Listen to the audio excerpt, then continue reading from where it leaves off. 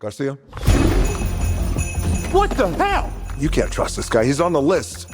You don't mean... Yes, that list. NL4. Are you telling me this clown is a level 4 naughty lister?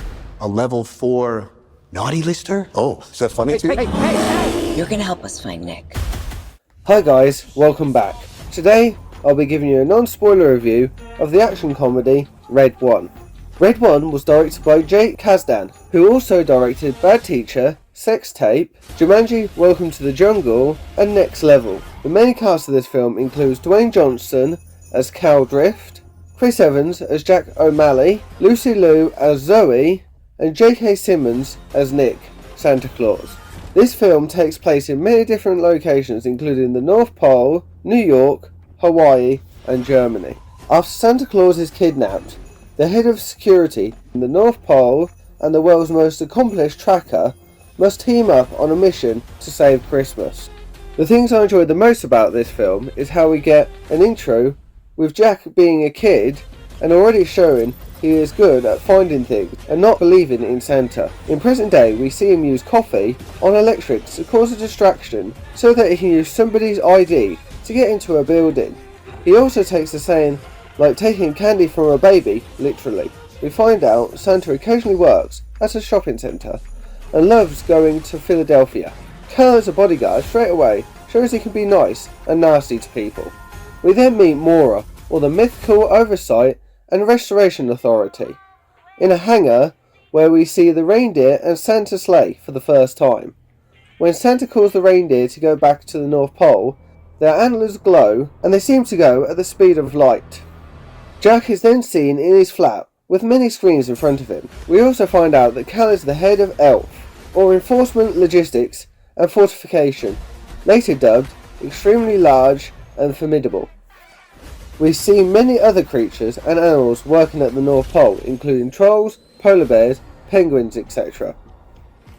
We find Santa in a gym and lifting 150 kg. He then says let's go heavy and they go up to 200 kg. We find out Cal is retiring and that Santa should try and get someone at 300 years old, as this is considered young. I also enjoyed it when we find out that the North Pole is hidden via a force field, similar to how Wakanda is hidden in the MCU. Cal notices something is not right when the lights in the main building of the North Pole are going out and Red 1, Santa's codename, is kidnapped. Cal uses his van brace with a communicator to enlarge a toy snowmobile to try and get Nick back. We get a funny reference when a mythical creature is looking online for a trace of Nick, called Online Trolls. We find out Jack has a son, who he teaches it is not bad to hack computers, but just don't get caught. Jack returns home to find m.o.r.a. They use a taser-like device to knock him out and then interrogate Jack. However, we find out that he thinks he's involved with someone making weapons in the Arctic. So they box him up and take him to headquarters, Area 32. Agent Garcia, the polar bear, interrogates Jack by giving him a bear hug. The villain of this film, we find out, is borrowing energy from Santa.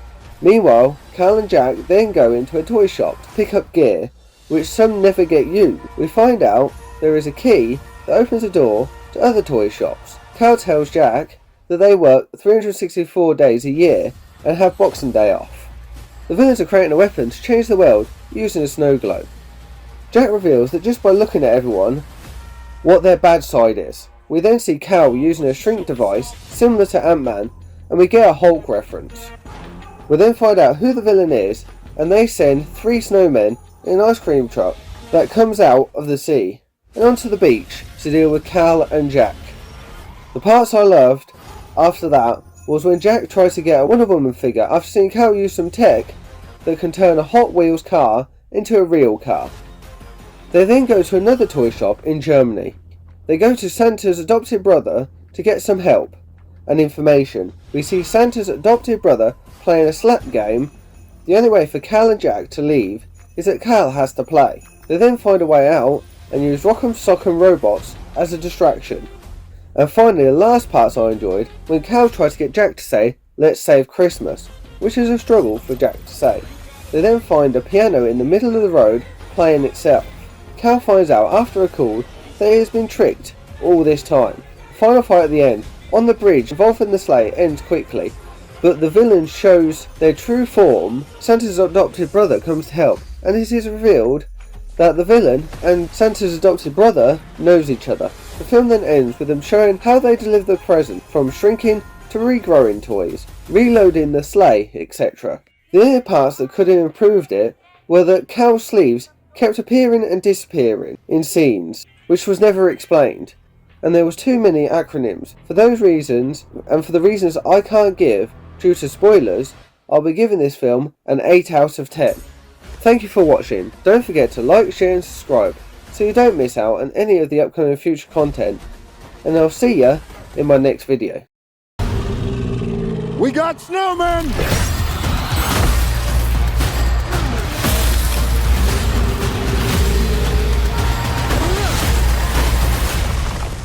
Well, it was nice to meet you, Cal. Good luck with everything.